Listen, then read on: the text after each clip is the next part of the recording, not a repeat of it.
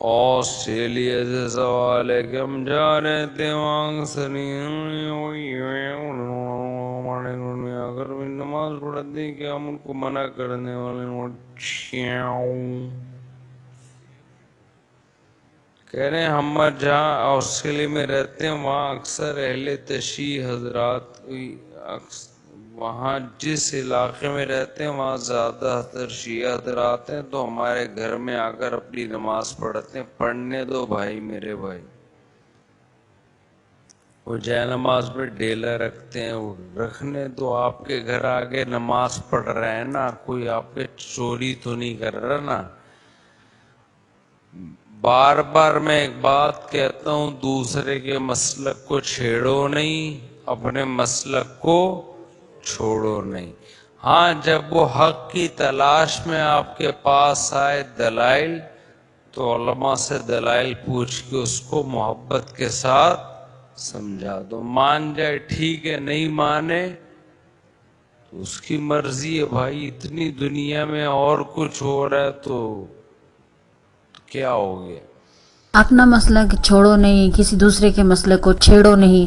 یہ جو ٹرمز ہیں نا، یہ بہت پرانی ہو گئی ہے مفتی طارق مسعود رحمہ اللہ صاحب. اس لیے کہ آپ جو بیان کرتے ہیں اور جب بھی کرتے ہیں، اکا دکا کام کی باتوں کے علاوہ وہ سارا بیان تو ان چیزوں کے اوپر مشتمل ہوتا ہے جو ڈسکسیبل ہی نہیں ہوتی. اور آپ اور مفتی عبدالواحد صاحب تو سیم سٹوری ہیں، کہاں کی بات کہاں ملا دیتے ہیں. قرآن پاک کی آیت کس کانٹیکسٹ میں بیان ہو رہی ہوتی ہے، پورا رکوع کس پس منظر کے اوپر گفتگو کر رہا ہوتا ہے، اس کا سبجیکٹ کیا ہوتا ہے، وہ تو آپ کھا ہی جاتے ہیں سرے سے. رہ جاتی ہے بات کہ ایک آیت کا ایک چھوٹا سا ٹکڑا اٹھایا، اس کو اٹھا کے اپنے مطلب اور اپنے پسندیدہ بالکل وہی طور طریقہ ہے جو امیر معاویہ اور ان کے فالوورز کا ہونا چاہیے. ایز اٹ از، جیسا وہ کرتے تھے ایسا ہی آپ لوگ کر رہے ہیں. اور کیوں نہ ہو، اپنے استاد کے اوپر انسان جاتا ہے نا. تو آپ کا یہ کہنا کہ اگر کوئی ہدایت کی تلاش میں آئے یا حق کی تلاش میں آپ لوگوں کے پاس آئے، تو آپ نے یہ کب سے سمجھنا شروع کر دیا کہ آپ لوگ راہ حق پہ ہیں، یا آپ لوگ ہدایت یافتہ ہیں، یا آپ لوگ جو صراط مستقیم پہ چلنے والے لوگ ہیں. آپ کا تعلق اس ایک طبقے کے ساتھ ہے یا فرقے کے ساتھ ہے، کیونکہ آپ کی تو بیشتر باتیں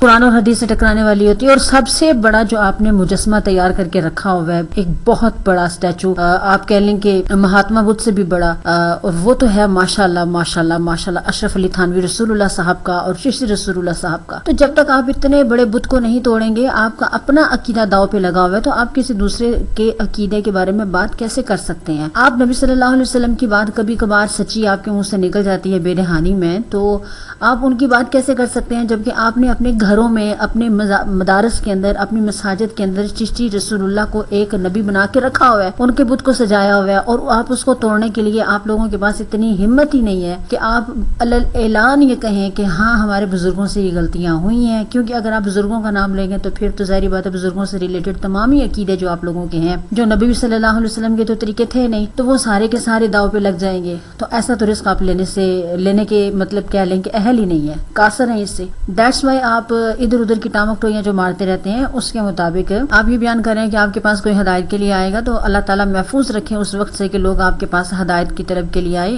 آپ کے پاس ہدایت نہیں ہے، ہدایت قرآن پاک کے اندر موجود ہے، اور قرآن پاک کے مطابق احادیث کے اندر موجود ہے. صحائح ستہ کی کتابیں انف ہے کسی بھی مسلمان کے لیے جو باشعور ہو، جو عقل مند ہو، اور جس کی دماغ کے اندر کوئی فطور نہ ہو، اور وہ کسی بھی فرقے کا مقلد نہ ہو. وہ بڑے آرام اور سکون کے ساتھ اپنے دماغ کو وسیع پیمانے کے اوپر سرچ کرنے کے پوائنٹ آف ویو سے اگر اس کو اسٹڈی کرنا شروع کرے گا، تو قرآن اتنا ماشاءاللہ اللہ تعالیٰ نے بہترین اور آسان انداز میں لکھا ہے کہ وہ بڑی آرام سے، بڑی آسانی کے ساتھ ہر ایک کو سمجھ میں آنے والا ہے.